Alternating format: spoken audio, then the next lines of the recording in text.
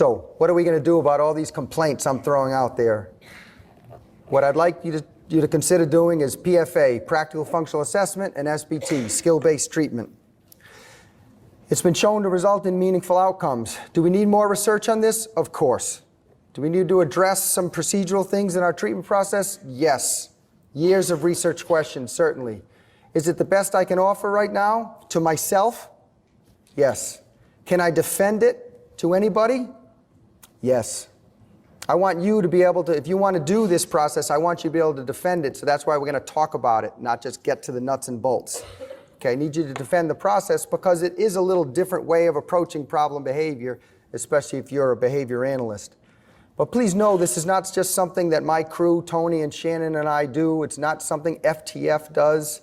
There's a lot of people doing this, and there's a lot of people doing research on it. There have been replications in Norway, New Zealand, Ireland. I like to say even people in Texas can do it. Okay, it's okay to laugh today, I know, on camera. And it's okay to make fun of people. So I'm just kidding about the Texas folks. Obviously, the best study came out of Texas. That's why I say that. Thank you so much. Okay, we're going to play. I played a little game with the folks in my company. I did this with my wife, who's a behavior analyst, and a couple other folks. I brought them into my office and I showed them this slide I'm going to show you next. It didn't have any of the black text on it up top. It was just the bluish slide. I want you to take a look at it. This is what I showed them. I said, come into the office. I want to show you something. I showed them this slide.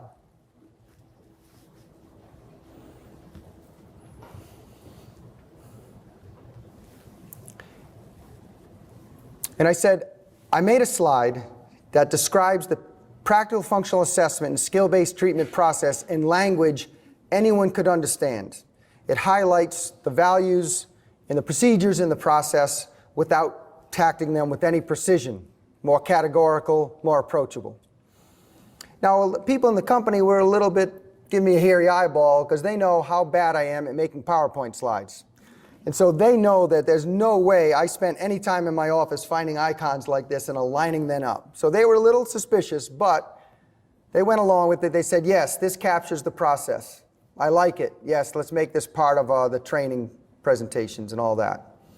I want to be clear, of course I did not make this slide because it's too handsome for someone like me to make. It is from the Trauma-Informed Care Center at the University of Buffalo. Again, I'll say it again. This is a slide from the Trauma-Informed Care Center for the University of Buffalo, but it indeed does capture our process. Our process is all about safety. It's safety first. If you're in the heat of the moment and you don't know exactly what to do, you're not sure of the procedure, you don't need a consultant.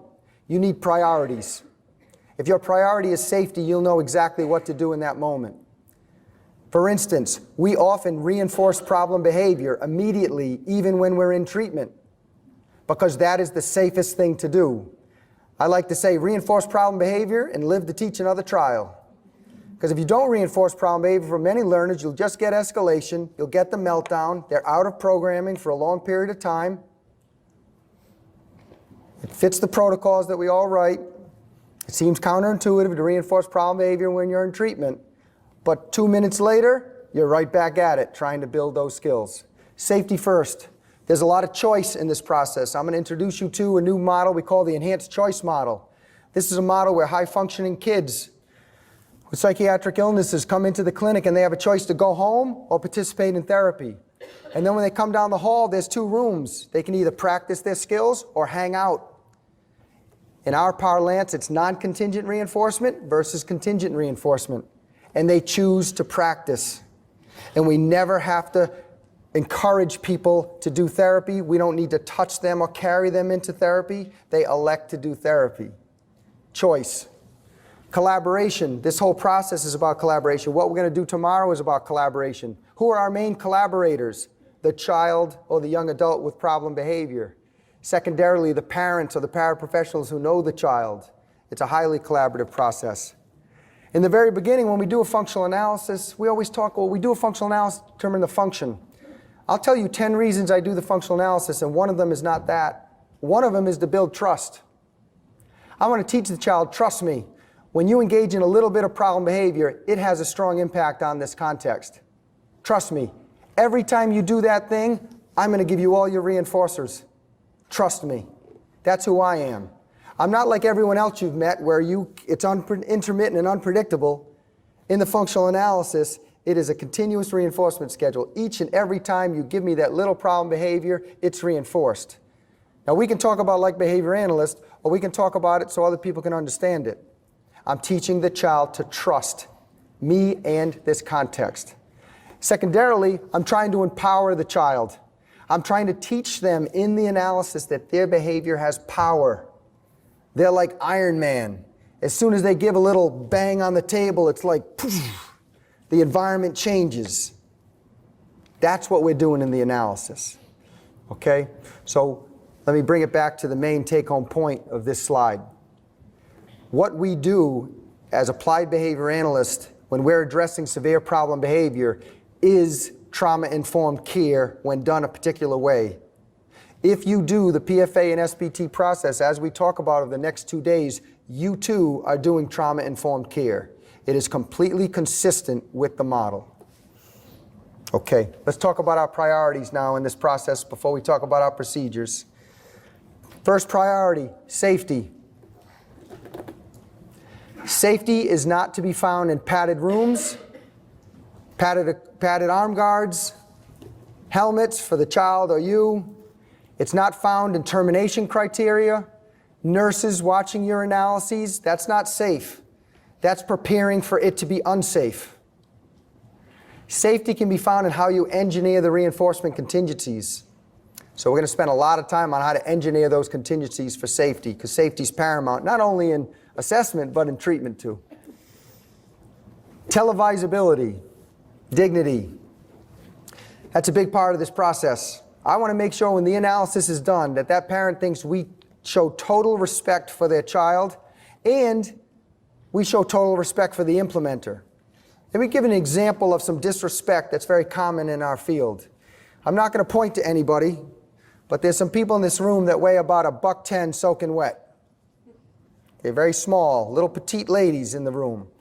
There might be some petite men too. I can't find you, but maybe you're here. Okay.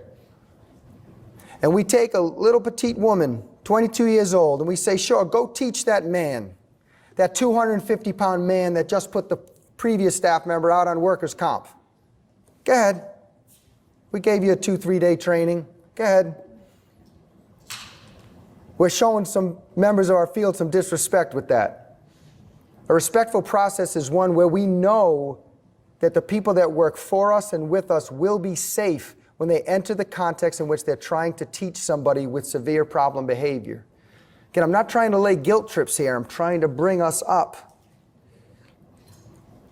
Make sure what we're doing with folks is dignifying for both the client and the staff, and we're moving in the right direction. I like the word televisability these days. It's a little more powerful, I think, than social validity. Social validity gets lost in its methods sometimes. Televisability means this. Is your assessment and treatment process capable of being beamed out on the evening news? Maybe they sneak a camera into the clinic or your school, and they record it, and they sneak it out to the news channel. They show what's going on at your company. I want you to ask yourself, is it televisable? Would your staff say, how cool is it that our video is on TV? Would parents say, I want that for my child, that's amazing? That's where we're moving, folks. All our processes are televisable. Again, let's go to procedures. Which one do I do? Do I do forward chaining, backward chaining? Do I do partial extinction, full extinction? All our procedures, our tactics. The question is it safe and is it televisable? I'll worry about its efficacy next. Okay, the efficacy is there. This stuff works. The data are pretty clear. We have a lot of good outcome data. Despite that, safety and televisability are still first. They're still primary in our list of priorities. Last is rapport. Rapport between the implementer and the child. I'll tell you there's some sad interactions out there, and I have them. I'll tell you one of my saddest moments. I work with a young man. I won't tell you where. I don't want to out who this might be. It's possible I might with this. I met him years later. He has autism and other diagnoses that make him quite unique. The combination is exceptionally rare. And I worked with him, and he was my client for 6 months or so. And I had no job other than to work with this client. And I thought we did some great work. We got the self-injury down, we faded out some arm splints, we did some great work. Language was there, and that was the whole team, not just me, the whole team did this great work. Well, I met up with this child a few years later, and I walked in the classroom and I was expecting that child to run to me. But instead, when the child saw me, he kind of did one of these, protected his stuff, moved away from me a little bit. He was scared of me. I didn't have rapport with that child. That's the data. Those are the data that count. There's a lot of us who have been a little seasoned in the field that we have done good things for kids with autism, and parents still send us Christmas cards and all that kind of nice stuff, and it's really great. It's what keeps us going. It's really great when you take a child in the EIBI program and really move them along and get them included in all that. But I want you to ask yourself, how do they feel about you when they see you that next time? Are they like this boy avoiding you? I want kids to see you, and I want them to run down the hallway and give you a hug. And some of you get that, and kudos to you because you're doing these things. These are your values. I want everybody else to share those values of rapport with the child. It's not good enough to get them to behave. It's not good enough to break a child like a horse. Do you know what I'm saying? A lot of our procedures are like breaking horses. I will get you to do it. But if that's your priority, to get them to do it, then rapport is probably not going to be there at that moment and certainly later. So again, let's adopt procedures where we have the rapport, where kids are running down the room and want to be with you, be near you, and they want to talk to you, etc. Same thing with parents. I want a process where the parents feel respected and they also want to talk to me. So when I say something that's asinine, they call me on it immediately. They don't fume about it for a week and then drop me. Do you see what I mean? We need rapport. We need openness and communication. And rapport doesn't come from you being nice. My assumption is that you're all competent, you all have high integrity, and nice people do this kind of work. The problem is our procedures make us seem like we don't have empathy and that we are not nice. And so our rapport comes from our procedures. It's not the other way around. Our procedures will drive us towards healthy rapport. So we're going to really focus on those sort of procedures. Okay, let's get into assumptions now, and then we're going to have time for Q&A. Assumptions. My assumptions now are quite different. My assumptions used to be that problem behavior was triggered by an antecedent, now known as an establishing operation. And that behavior was reinforced by a particular consequence. And that consequence strengthened the behavior.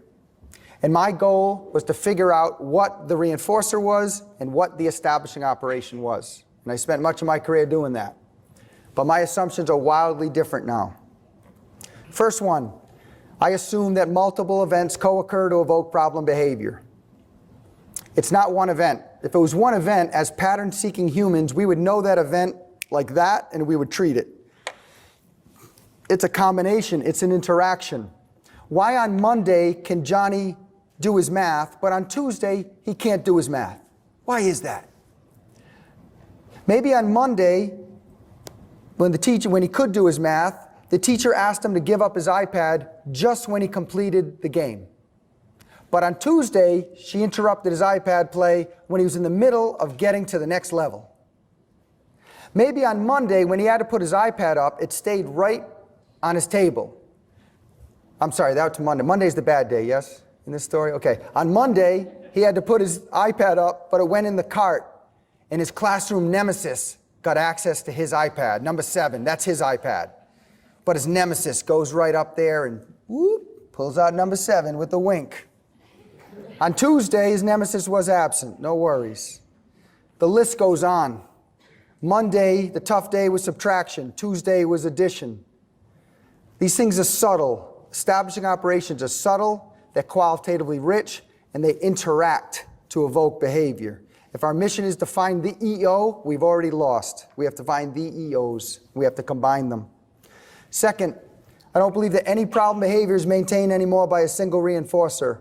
I know I've never written that. That's a little brash, but I believe it fully now.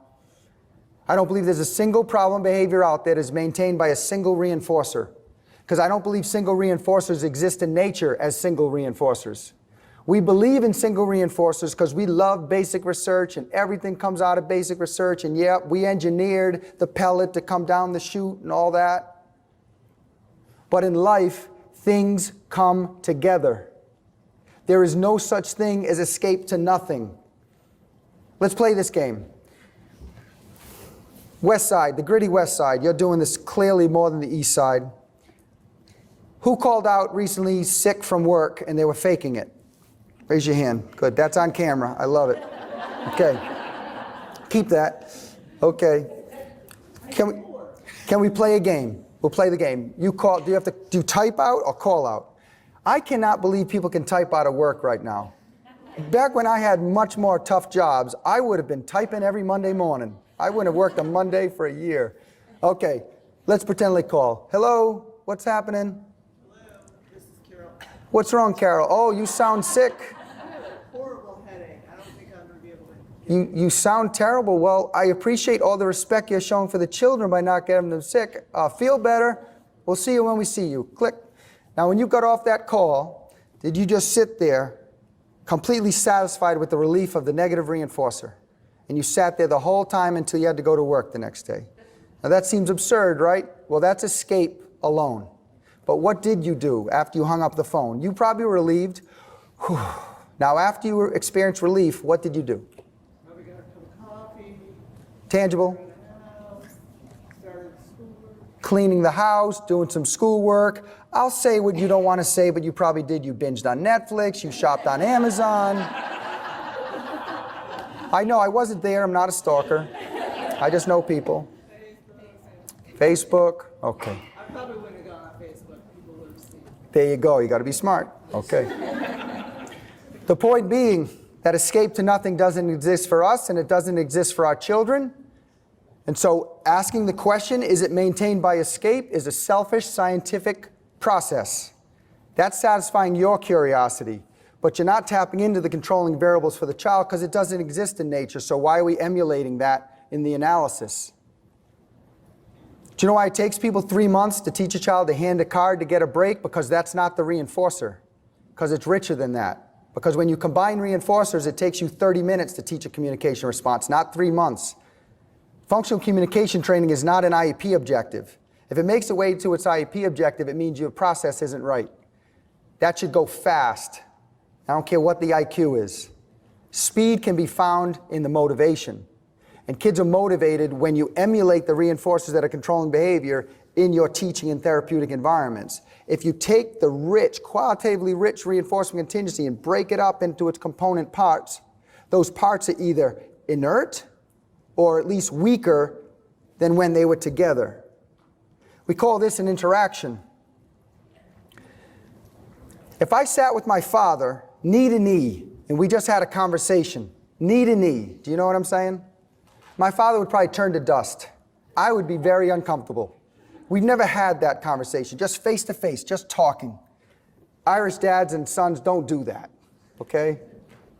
Now, by contrast, if I'm facing forward with my father watching TV, driving in a car, we're loving each other's attention. We have great conversations because we're doing stuff.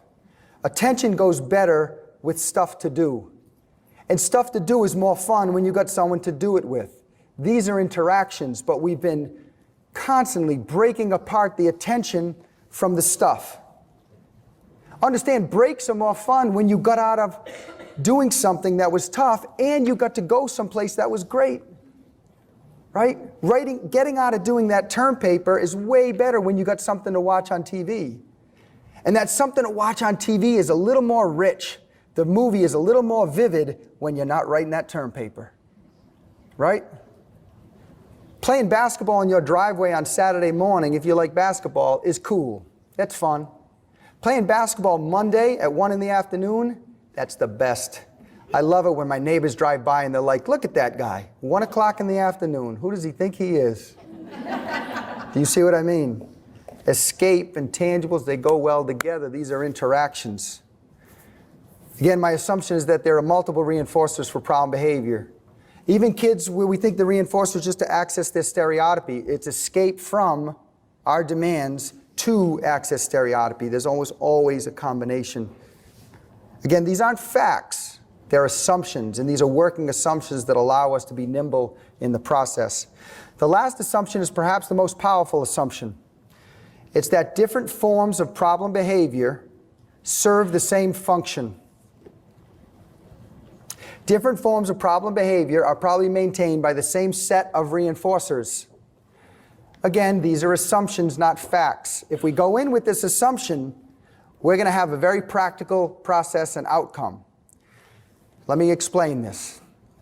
Years ago, if a child showed up and they had non-compliance, self-injury, aggression, elopement, rumination, I would do a functional analysis for elopement, rumination, self-injury, aggression, and non-compliance. Separate 5 FBAs, if you will. Then I'd have a different treatment for each of those topographies. I'd put those treatments in a small 3-ring binder for staff or parents. I would then get very mad when they couldn't do the treatment. I do my integrity checks. No, still wrong. Like this, like this. If you need to give a parent a 3-ring binder, it's lost already. Treatment should be on one page, either front or front and back. For staff too. Now you might have the history and all that elsewhere, but I'm saying the action plan, what to do with that child today, right there. We can get that with this assumption. If you assume that all those 5 behaviors are maintained by the same combined reinforcement, you can have one treatment. One treatment for the whole repertoire of problem behavior. Now again, I'm talking about behaviors that are reported to co-occur. Sometimes we need a second treatment for that unique pica or something of that nature. But by and large, kids are not highly discriminating with their repertoire. Just think about it. Kids don't go, oh, you know what? I think I'm going to pee my pants to get out of doing this and to go play with things that I like to play with. You know what? But the SIB, I think I'm going to reserve that for just my iPad. You know what? And the aggression, I'm going to do that just to get a kick out of it, just to see if I get a rise out of people. Let's go, have a good day today. That's the pep talk. It doesn't work that way, folks. Kids are responding emotionally to threatening and confusing situations. Those responses are mammalian responses to threat. You think about it. How come we keep talking about SIB and aggression and not 19 other forms? They hang together topographically. There's a universal response to threat. And these are the topographies. And when these topographies get reinforced, they get picked up. And when someone comes along and says, ignore that, then another topography emerges. Ignore that, then another topography emerges, and then we get the mess of topographies. Please know these topographies are probably maintained by the same contingency. You can have one assessment process, one treatment process. You don't need to say to a parent, and I've said these things and I'm so embarrassed to repeat them in public, but it went like this. Mom, when it's a low attention situation, do this. But when it's a demand situation, do this. And if they look bored, do this. The parent had to make discriminations about which function-based treatment to implement. That'll never happen. So again, these are not facts, they're assumptions. And if you assume these things, you are going to have a more likely and efficient process, and more likely a process that you won't need to do a lot of integrity checks for, okay, because it's a lean treatment. Okay, a little bit of evidence and then a little Q&A. Socially valid, meaningful outcomes from the process we're going to talk about in the next 2 days are possible. Here's some research on your workbooks. You'll notice that there's a whole list of studies. So let me make a couple caveats. Every single thing I'm going to talk about from going forward today and tomorrow has been sitting in the literature for longer than we've been talking about it. So what I'm trying to say is my team have discovered nothing. We are simply dusting off tactics and strategies that have been around for a long time. If we've done anything, is we put it together into a process, and we're only about halfway there in disseminating the process because it's still wonky, data sheets and all that. We obviously need to be electronic, and we're moving in that direction. But please know that this stuff has been in the literature forever. This is ABA. It's not new ABA, it's not holistic ABA, it's just ABA, okay? It may be a particular form of it. Please know that these are what we call synthesis papers, not because they relied on synthesized reinforcers. We're using that term two ways. Synthesized methodologically. It means I'm only putting papers up here that show you the entire process from the beginning, hi, my name is, till the very end where the parent or teacher says, thank you, the problem solved. There's a lot more literature in this area. I'm only putting up here right now those synthesized that show the whole clinical process with outcome. These papers, again, have been done from people in New Zealand, Ireland, Norway. I'm going to show you one such paper. I'm going to show you one paper because it shows that outcomes from this process are not just possible, they're probable. I'm going to talk about this paper. If you read one paper today, I'd ask you to read this one. I'm not a co-author on it. Dr. Jess and I worked together for a while. He was the lead author on this when he ran an outpatient clinic down in Texas. This article conforms to the method called a consecutive, controlled case series design.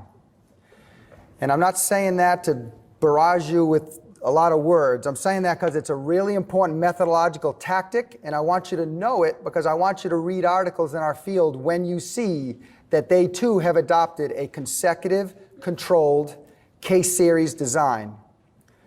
This is adopted from medicine, who used to do consecutive case series designs. The cool part with this is they're not just consecutive case series design, they're controlled because there's single subject design for each of the clients, and I know you know about those things. This design was popularized arguably by Louis Agopian, your neighbor to the north, who runs the neurobehavioral unit at the Kennedy Krieger Institute. They published a handful of consecutive control case series designs, and I love it, and I'm appreciative of it.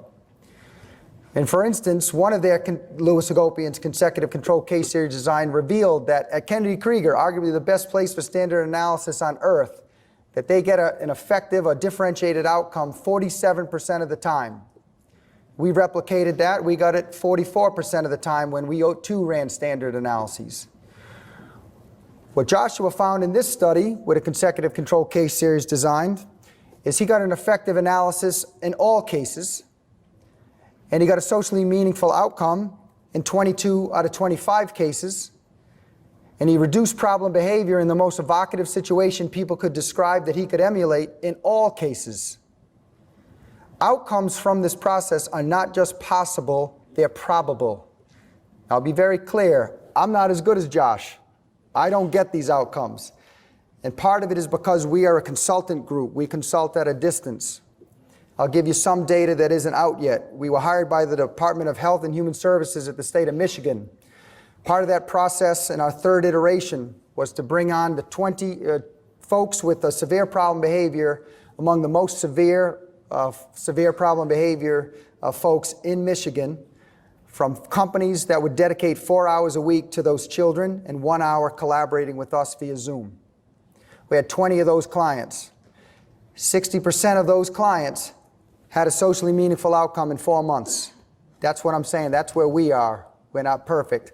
Does it mean the 40% failed? No, it just meant it took longer than our 4-month research window, and some of them are still being supported, and that's about 1.5 years. So the speed with which people go through the process varies tremendously. The main point here is that outcomes are probable, that what varies is how much time it's going to take, and that if you're expert in it, like Jessel, you might get the probability is going to go up. If you're not expert in it, you need to have build a community of people to support you, to answer questions, to overcome the obstacles in treatment, or come to a training like this to build that competence. I'm glad you're here. I'm going to make one more note about a consecutive control case series so you read these articles. And I want to also make sure you don't feel bad like I used to. When you read an article in JABA, Journal of Applied Behavior Analysis, you might see a graph that looks like this. Problem behavior, baseline. Treatment, baseline. Treatment. Looks amazing. And you read this subject description and it's like, wow, that child is just like my child. I'm going to do that thing that they did to get that drop, that independent variable, that assessment or treatment process. I'm going to do that too. And then you do it. Don't take offense, but it looks like this by and large. Boom, boom, boom, boom. You don't get that. But some of you might be thinking, well, I don't get that because I'm not as good a clinician because Louis Agopi and all these other folks that are publishing these, they must be excellent at implementing these things. I don't think there's much truth to that. The deal is there's what we call a file draw effect, and it affects single subject research as much as it affects any other research. The file draw effect is this. When as a researcher I get this, boom, boom, boom, boom, and as part of a protocol we try to publish it. When I get this, boom, boom, boom, boom, it goes into the file cabinet. It's true. And sometimes the file cabinet's circular. Goes right in. We'll do better next time. Now, it's not tomfoolery. It's not that we're trying to hide the fact that we fail. It's that single subject peer review processes do not support showing data that doesn't teach anything. We can't afford to litter the journals with things that teach nothing. So we have a lot of hits in the literature. The take-home point is this: when you read a Java article, and I hope you do, know that what you are reading is what's possible, not what's probable. Those articles teach you what's possible. Consecutive control case series designs teach you what's probable. What's the likelihood this may work for similar clients with similar demographics, etc. Okay? The end of segment 1.